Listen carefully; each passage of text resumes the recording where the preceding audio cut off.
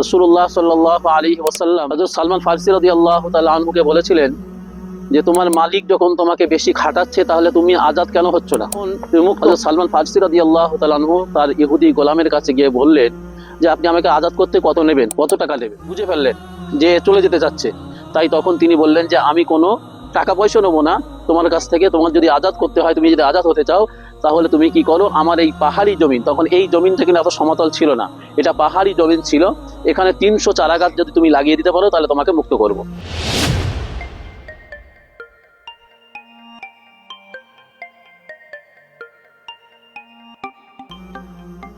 আলহামদুলিল্লাহ, আজকে আমরা যে জায়গায় দাঁড়িয়ে আছি এটা খুব বরকতপূর্ণ জায়গা। এই জায়গাটার নাম হলো হযরত সালমান ফারসি রাদিয়াল্লাহু তাআলা আনহু।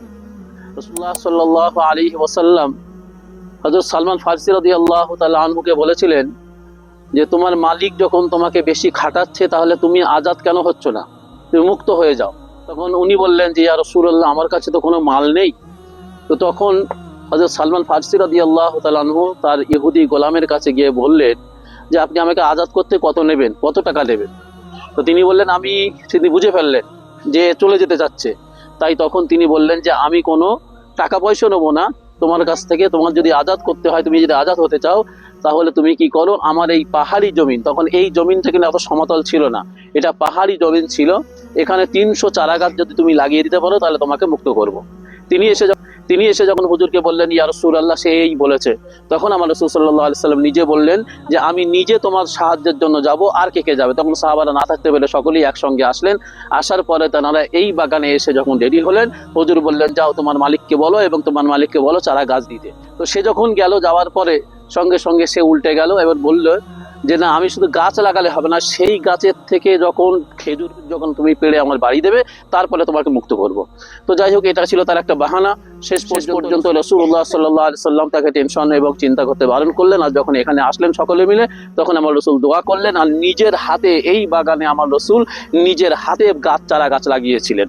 সাহাবাদের নিয়ে টোটাল 300 চারা গাছ তিনি লাগিয়েছিলেন। লাগানোর পরে আমার রাসূল দোয়া করলেন, সঙ্গে সঙ্গে এই বাগান থেকে সেই খেজুর গাছ বড় হলো এবং তার থেকে খেজুর হলো। সেই খেজুর পেড়ে যখন ইহুদিদের বাড়ি দিল, তখন সে অবাক হলো যে কিসের জন্য, কি করে সম্ভব এই পাহাড়ি জমিনে এতগুলো গাছ লাগানো, সেই গাছের থেকে খেজুর সঙ্গে সঙ্গে পেকে যাওয়া কি করে সম্ভব। তখন সে দেখলো এটা একমাত্র কারো কোনো মানুষের ক্ষমতা নয়, একমাত্র কোনো অলৌকিক ক্ষমতা হতেই পারে। তাই আল্লাহ রাব্বুল আলামিনের কাছে নত স্বীকার করে আমার রাসূল সাল্লাল্লাহু আলাইহি ওয়াসাল্লাম হাতে হাত বায়াত করে সেও মুসলমান হয়ে গিয়েছিল। বর্তমান আমরা যে খেজুরগুলো খাচ্ছি, যে বিনা দানা খেজুর খাচ্ছি না, এই বিনা দানাও কিন্তু আমার রাসূলের একটা হাতের গাছ, মানে হাতের লাগানো গাছ, যেটা সঙ্গে সঙ্গে উঠে গিয়ে খেজুর পেকে গিয়েছিল, তাতে কোনো আঁটি নেই।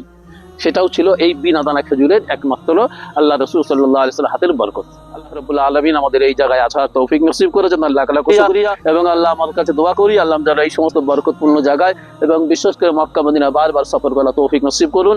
আর তার সঙ্গে সঙ্গে আল্লাহ আমাদের যাওয়ার আগে আমাদের জীবনের গুনাহ খাতাকে মাফ করে দিয়ে নিষ্পাপ করে সহি সালামতের সঙ্গে যেন আমাদের বাড়ি পৌঁছে দেন এবং এখানকার সমস্ত আমলগুলো যেন আল্লাহ আমাদেরকে কবুল করেন। আল্লাহুম্মা